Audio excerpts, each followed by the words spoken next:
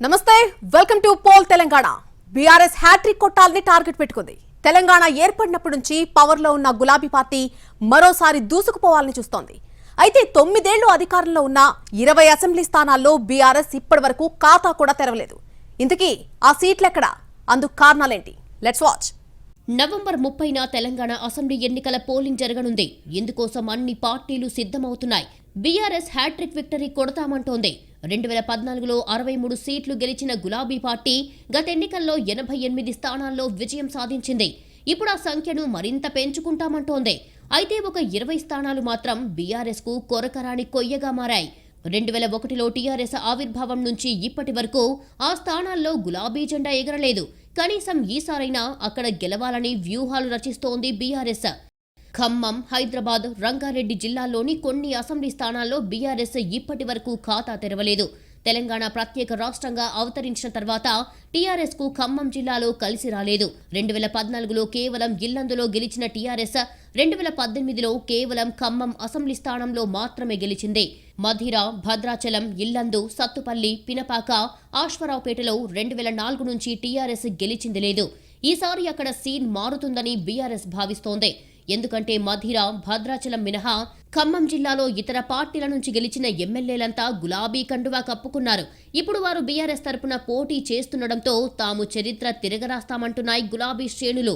ఖమ్మం జిల్లాను పక్కన పెడితే ఇక హైదరాబాద్లో ఎంఐఎం సభ్యులు ప్రాతినిధ్యం వహిస్తున్న 7 స్థానాలతో పాటు గోషామహల్లో కూడా బీఆర్ఎస్ ఇప్పటి వరకు గెలవలేదు. 2008లో గోషామహల్ సెగ్మెంట్ ఏర్పడగా 2009లో కాంగ్రెస్ నుంచి ముఖేష్ గౌడ్ గెలిచారు. ఆ తర్వాత 2014, 2018 ఎన్నికల్లో రాజాసింగ్ గెలిచారు. ఎంఐఎంతో రాజకీయ అవగాహన కారణంగా చార్మినార్, మలక్పేట్, కార్వాన్, నాంపల్లి, చంద్రాయన్గుట్ట, బహదూర్పుర, యాకుత్పురాలో బలమైన అభ్యర్థులను బీఆర్ఎస్ నిలబెట్టడం లేదు. రంగారెడ్డి జిల్లాలోని ఎల్బీ నగర్, మహేశ్వరం నియోజకవర్గాల్లో కూడా బీఆర్ఎస్ గెలవలేదు. అయితే ఈ నియోజకవర్గాల్లో గెలిచిన వారు తర్వాత బీఆర్ఎస్ కండువా కప్పేసుకున్నారు. 2014లో మహేశ్వరం నుంచి టీడీపీ అభ్యర్థిగా గెలిచిన తీగల కృష్ణారెడ్డి ఆ తర్వాత గులాబీ గూటికి చేరారు. ఇక 2018లో కాంగ్రెస్ తరపున గెలిచిన సబితా ఇంద్రారెడ్డి ఆ తర్వాత బీఆర్ఎస్ లో చేరి మంత్రయ్యారు. ఎల్బీ నగర్ నుంచి కాంగ్రెస్ అభ్యర్థిగా గెలిచిన సుధీర్ రెడ్డి బీఆర్ఎస్ లో చేరారు. ఇలా ఇతర పార్టీల తరపున గెలిచిన వారు బీఆర్ఎస్ లో చేరారు తప్ప తెలంగాణ ఏర్పడినప్పటి నుంచి ఆయా నియోజకవర్గాల్లో బీఆర్ఎస్ గెలవలేదు. ఈసారి ఆ సెంటిమెంట్ ను బ్రేక్ చేసి విజయం సాధించాలని గులాబీ బాసు కృత నిశ్చయంతో ఉన్నారు. మరి ఓటర్లు ఏం తీర్పిస్తారో చూడాలి. ఏ మాట కామాటే తెలంగాణ ఎమ్మెల్యేలు బాగా రిచ్. 10-20 మంది కాదు, 93 మంది బీఆర్ఎస్ ఎమ్మెల్యేలు కోటీశ్వర్లు. ఆ మాటకొస్తే వారి నేర చరిత్రకి అస్సలు తక్కువ లేదు. సగానికి పైగా శాసనసభ్యులపై క్రిమినల్ కేసులున్నాయి. 2018 నుంచి ఇప్పటి వరకు 16 మంది ఎమ్మెల్యేలు జంపు జిలానీలు. అసోసియేషన్ ఫర్ డెమోక్రటిక్ రిఫార్మ్స్ ఇచ్చిన నివేదికలో ఇంకేం సంగతులున్నాయో ఒకసారి చూద్దాం. ఎమ్మెల్యేల్లో 106 మంది కోటీశ్వరులే. 161 కోట్లతో మర్రి జనార్దన్ రెడ్డి టాప్. కేసీఆర్ ఆస్తి 23 కోట్లు, కేటీఆర్ ఆస్తి 41 కోట్లు.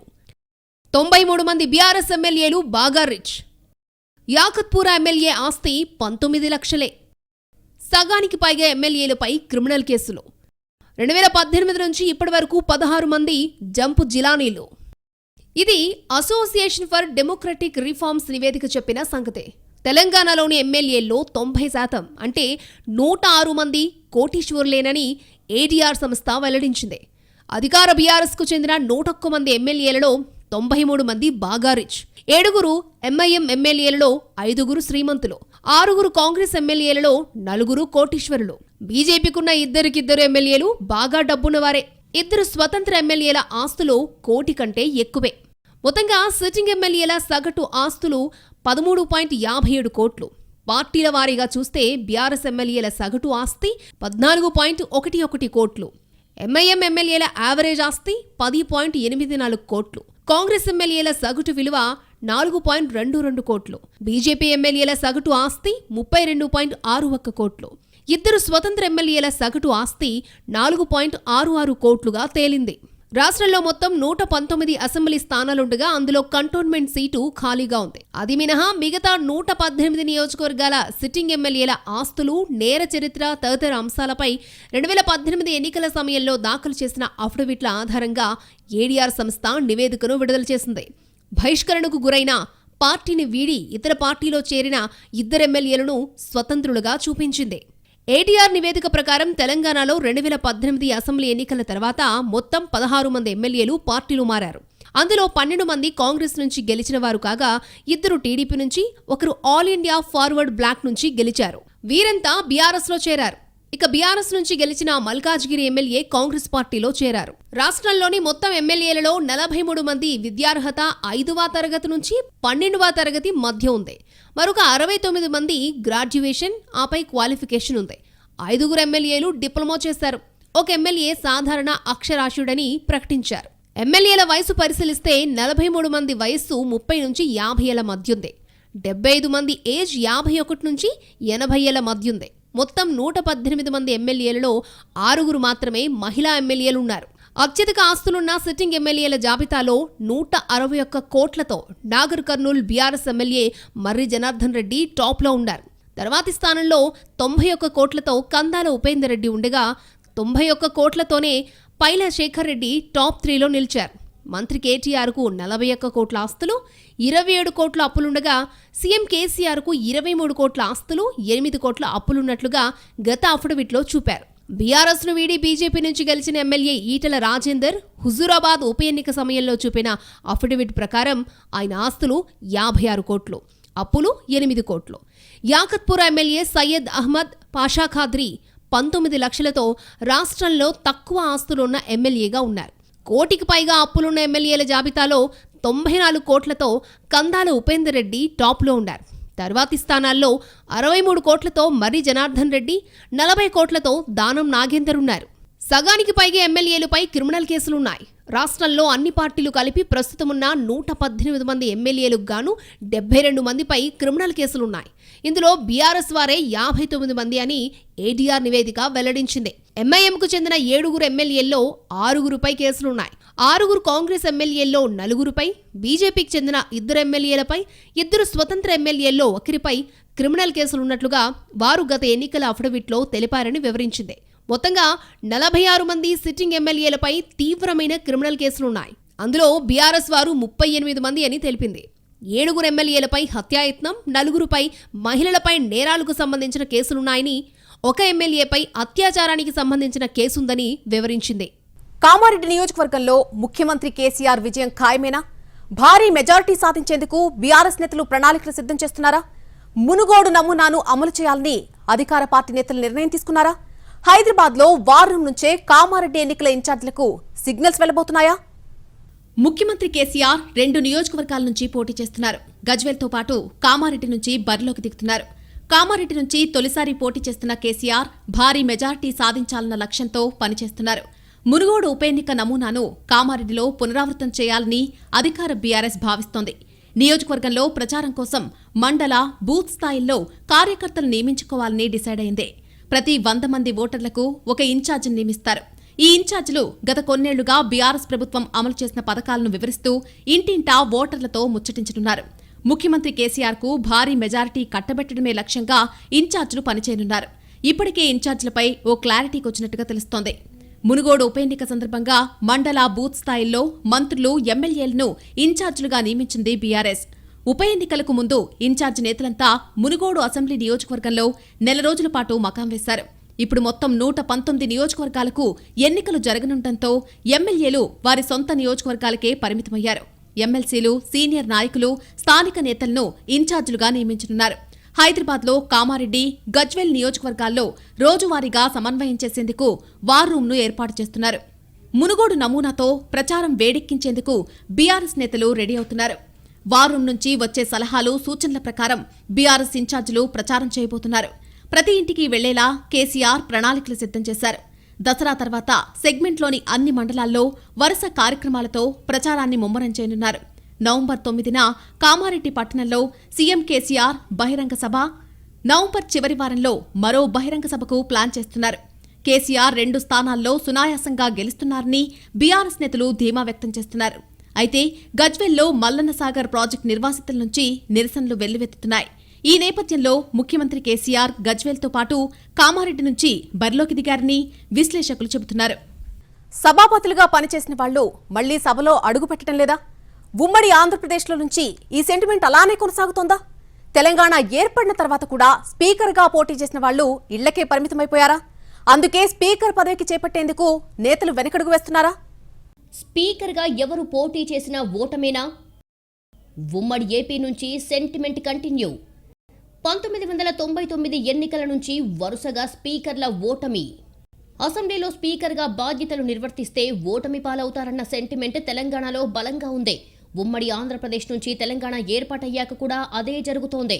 1999 నుంచి స్పీకర్లుగా పనిచేసిన వారిలో ఇప్పటి వరకు ఒక్కరు కూడా విజయం సాధించలేకపోయారు. స్పీకర్ ఓటమి సెంటిమెంట్ను బ్రేక్ చేయలేకపోయారు. అయితే ఆ సెంటిమెంట్ను తిరగరాస్తాను అన్న ధీమాలో ఉన్నారు అసెంబ్లీ స్పీకర్ పోచారం శ్రీనివాసరెడ్డి. వయసు మీద పడుతుండటంతో ఈసారి పోటీ నుంచి తప్పుకోవాలని భావించారు. బాన్సువాడ నుంచి తన కుమారుణ్ణి నిలబెట్టాలని అనుకున్నారు. అయితే ముఖ్యమంత్రి కేసీఆర్ సూచనతో మరోసారి బాన్సువాడ నుంచి బరిలోకి దిగాడు పోచారం శ్రీనివాసరెడ్డి. అసెంబ్లీ స్పీకర్ పోచారం శ్రీనివాసరెడ్డిని సీఎం కేసీఆర్ లక్ష్మీపుత్రుడు అని సంబోధిస్తుంటారు. అసెంబ్లీలోనే కాదు, బహిరంగ సభల్లోనూ ఆయనను అలాగే పిలుస్తారు. పోచారం శ్రీనివాసరెడ్డి వ్యవసాయ శాఖ మంత్రిగా పనిచేసిన సమయంలో రైతు బంధు పథకం ప్రారంభించారు. 1000 కోట్లు రైతుల ఖాతాల్లో జమయ్యాయి. అప్పటి నుంచి శ్రీనివాసరెడ్డిని లక్ష్మీపుత్రుడు అంటూ సీఎం కేసీఆర్ ప్రస్తావిస్తారు. కామారెడ్డి జిల్లా బాన్సువాడ సెగ్మెంట్ నుంచి 1994లో తొలిసారి ఎమ్మెల్యేగా గెలిచిన పోచారం 2004 మినహా 1999, 2009, 2011 ఉప ఎన్నికతో పాటు 2014, 2018 ఎన్నికల్లో విజయం సాధించారు. పోచారం శ్రీనివాసరెడ్డి 76 ఏళ్ల వయసులోనూ జనం మధ్య తిరుగుతుంటారు. వేకువజామునే లేచి బ్యాటరీ వాహనంలో ఊరంతా తిరుగుతారు. మున్సిపల్ సిబ్బంది పనులను ఉదయాన్నే పరిశీలిస్తారు.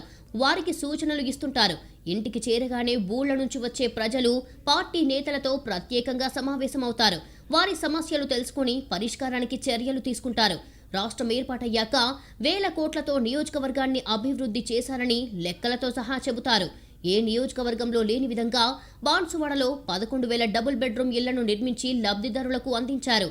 విద్య, వైద్య రంగంలోనూ నియోజకవర్గాన్ని అగ్రగామిగా నిలిపారు.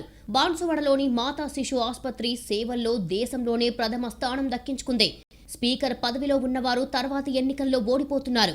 ఈ సెంటిమెంట్ ఉమ్మడి ఆంధ్రప్రదేశ్ నుంచి కొనసాగుతూ వస్తోంది. ఈ సెంటిమెంట్ను పోచారం శ్రీనివాసరెడ్డి అధిగమిస్తారని ఆయన అనుచరులు విశ్వాసం వ్యక్తం చేస్తున్నారు. నిత్యం జనం మధ్య ఉంటూ నియోజకవర్గాన్ని అన్ని రంగాల్లో అభివృద్ధి చేస్తున్నారు పోచారం. స్పీకర్ సెంటిమెంట్ను, చరిత్రను తిరగరాస్తారని అంటున్నారు. నియోజకవర్గంలో ప్రత్యర్థులు బలంగా లేకపోవడం కలిసి వస్తుందని భావిస్తున్నారు. బీఆర్ఎస్ చేసిన అభివృద్ధి మంత్రం పనిచేస్తుందా లేక సెంటిమెంటే పునరావృతం అవుతుందా అన్నది కొన్ని రోజుల్లో తేలిపోనుంది. తెలంగాణ అసెంబ్లీ ఎన్నికల్లో యువ ఓటర్లు నిర్ణయాత్మక శక్తిగా మారబోతున్నారా? నియోజకవర్గాల్లో పార్టీ గెలుపోటములను డిసైడ్ చేసేది వారేనా? యువ ఓటర్లను ఆకర్షించకపోతే అభ్యర్థులకు కష్టాలు తప్పవా? అన్ని పార్టీ అభ్యర్థులు కొత్త ఓటర్లను ఆకర్షించేందుకు ప్రయత్నాలు ప్రారంభించేసినట్టేనా? యువ జపం చేస్తున్న రాజకీయ నేతలు, కొత్త ఓటర్ల చుట్టూ అభ్యర్థుల చక్కర్లు, తమకే ఓటు వేయాలని నేతలు విజ్ఞప్తులు, ప్రచారంలోనూ యువత ఉండేలా నేతల ప్లాన్. తెలంగాణ అసెంబ్లీ ఎన్నికలకు నగారా మోగింది. ఎన్నికల్లో యువ ఓటర్లే నిర్ణయాత్మక శక్తిగా మారబోతున్నారు. రాజకీయ పార్టీలు అభ్యర్థుల గెలుపోటములను నిర్దేశించబోతున్నారు. ఎన్నికల్లో గెలవాలంటే నేతలు యువ ఓటర్ల నాడి పట్టుకోవాల్సిందే. వారి మనస్సులను గెలుచుకోవాల్సిందే. నాణ్యమైన ఉన్నత విద్యావకాశాలు, ఉద్యోగ, ఉపాధి అవకాశాలు, సర్కారీ కొలువుల భర్తీ, నిరుద్యోగ సమస్యలు ఈ ఎన్నికల్లో ప్రభావితం చేసే అంశాలుగా మారబోతున్నాయి. అధికార, విపక్ష పార్టీలు ఎన్నికల మేనిఫెస్టోలో యువతకు ప్రత్యేక హామీలు ఇవ్వక తప్పని పరిస్థితి ఏర్పడింది. యువతే కదా అని నిర్లక్ష్యం చేస్తే మాత్రం అసలుకే ఎసరు వచ్చే ప్రమాదముందని విశ్లేషణలు ఉన్నాయి. నవంబర్ 30న జరగనున్న ఎన్నికల్లో ఓటెయ్యబోతున్న వారిలో అధికంగా 50.44% మందే 19 నుంచి 30 ఏళ్ల మధ్య వయసున్నవారే. యువ ఓటర్లు ఇప్పుడిప్పుడే మధ్య వయసులోకి అడుగుడుతున్నారు. అధిక సంఖ్యలో ఉన్నారు. ఈ నెల 4న రాష్ట్రంలో 119 అసెంబ్లీ నియోజకవర్గాల వారీగా తుది ఓటర్ల జాబితాను ప్రకటించింది. రాష్ట్రంలో మొత్తం ఓటర్ల సంఖ్య 3,17,17,389కి పెరిగింది. ఇందులో 1,59,98,116 అంటే 50.44% మంది 19 నుంచి 39 ఏళ్ల మధ్య వయసున్నవారే. అందులోనూ 91,46,484 అంటే 28.84% మంది మధ్య వయసులో అడుగుపెట్టిన వారు ఉన్నారు. వీరంతా 30 నుంచి 39 ఏళ్ల ఓటర్లే. తొలిసారి ఓటు హక్కును పొందిన 18 నుంచి 19 ఏళ్ల నవ యువ ఓటర్లు 8,11,640 అంటే 2.56% మంది ఉన్నారు. 20 నుంచి 29 వయసున్న ఓటర్లు గణనీయంగా ఉన్నారు. 60,39,992 అంటే 19.04% మంది ఉన్నారు. 2018లో జరిగిన అసెంబ్లీ ఎన్నికల్లో 18 నుంచి 39 మధ్య వయసున్న ఓటర్లు 55.4% ఉంటే తాజాగా జరగనున్న ఎన్నికల్లో 50.44% ఉన్నారు. అప్పట్లో 20 నుంచి 29 మధ్య వయసున్న ఓటర్లు 24.84% ఉంటే ఇప్పుడు 19.04%కి తగ్గింది. గత శాసనసభ ఎన్నికలతో పోల్చితే ఈసారి యువ ఓటర్లు 5% తగ్గినా ఫలితాల్లో మాత్రం నిర్ణయాత్మక పాత్ర పోషించేది వారే. 2018లో 50 నుంచి 59 మధ్య వయసున్న ఓటర్లు ఉన్నారు. అప్పుడు 12.73% ఉండగా ఇప్పుడు 14.24%కి పెరిగారు. నాటితో పోల్చితే ఇప్పటి ఓటర్ల జాబితాలో మిగిలిన వయసున్న వారి ఓటర్ల శాతంలో స్వల్ప తేడాలే ఉన్నాయి. రాష్ట్రంలో 60 ఏళ్లకు పైబడిన ఓటర్లు 45,96,051 మంది ఉంటే 40 నుంచి 50 ఏళ్ల మధ్య వయసున్న ఓటర్లు 20.83% మంది ఉన్నారు. షేర్లింగంపల్లి రాష్ట్రంలోని అతిపెద్ద నియోజకవర్గం. వైశాల్యంలోనే కాదు అత్యధిక ఓటర్లు ఉన్నది కూడా ఇక్కడే. ఈసారి ఎన్నికల్లో యువ ఓటర్లు ప్రధాన పాత్ర పోషించనున్నారు. షేర్లింగంపల్లి నియోజకవర్గంలో వయసుల వారీగా చూసుకుంటే 19 నుంచి 39 ఏళ్లలోపు 3,36,287 మంది ఓటర్లు ఉన్నారు. యువత జనాభా ఓటర్ల సంఖ్య అధికంగానే ఉంది. ఇటీవల విడుదల చేసిన ఓటర్ల జాబితాలో యువత అధిక సంఖ్యలో తమ ఓటు హక్కును నమోదు చేసుకున్నారు. రానున్న ఎన్నికల్లో ఈ యువ ఓటర్లు ప్రధాన పాత్ర పోషించనున్నారు. నాయకుల గెలుపోటంలను నిర్ణయించనున్నారు. అసెంబ్లీ ఎన్నికల్లో జిల్లాలో యువ ఓటర్లు కీలకంగా మారనున్నారు. అభ్యర్థుల గెలుపోటంలను ప్రభావితం చేసే స్థాయిలో యువ ఓటర్లు ఉన్నారు. 18 నుంచి 39 ఏళ్లలోపు వయసున్న ఓటర్లు జిల్లాలో 2,21,713 మంది ఉన్నారు. ఈ ఓటర్లు ఏ పార్టీ వైపు మొగ్గు చూపితే వారి గెలుపు ఖాయమని విశ్లేషిస్తున్నారు. మెదక్, నర్సాపూర్ నియోజకవర్గాల్లో మొత్తం 3,92,606 మంది ఓటర్లు ఉన్నారు. వీరిలో 2,21,713 మంది యువకులే ఉన్నారు. ఈ ఎన్నికల్లో యువ ఓటర్ల తీర్పుపై రాజకీయ పార్టీలు ఆసక్తిగా ఉన్నారు. ఎన్నికల ప్రచారంలో భాగంగా టీఆర్ఎస్, కాంగ్రెస్ పార్టీలు యువ ఓటర్లను ఆకర్షించేందుకు ఎక్కువగా ప్రయత్నిస్తున్నారు. అభ్యర్థులు తమ ప్రచారంలో యువ ఓటర్లు తమ వెంట ఎక్కువగా ఉండేలా ప్లాన్ చేసుకుంటున్నారు. దీంతో పాటు వారినే ఎక్కువగా కలుస్తున్నారు. మెదక్, నర్సాపూర్ నియోజకవర్గాల్లో యువ ఓటర్లదే పైచేయి. 18 నుంచి 39 ఏళ్ల వయసున్న ఓటర్లు 2,21,713 మంది ఉన్నారు. ఇందులో మెదక్ నియోజకవర్గంలో 1,03,610 మంది ఉన్నారు. వీరిలో 18 నుంచి 19 ఏళ్ల వయసున్న ఓటర్లు 5,163, 20 నుంచి 29 ఏళ్ల వయసు ఉన్న ఓటర్లు 43,644, 30 నుంచి 39 ఏళ్ల వయసు ఉన్న ఓటర్లు 54,803 మంది ఉన్నారు. నర్సాపూర్ నియోజకవర్గాల్లో మొత్తం యువ ఓటర్లు 1,18,103 మంది ఉన్నారు.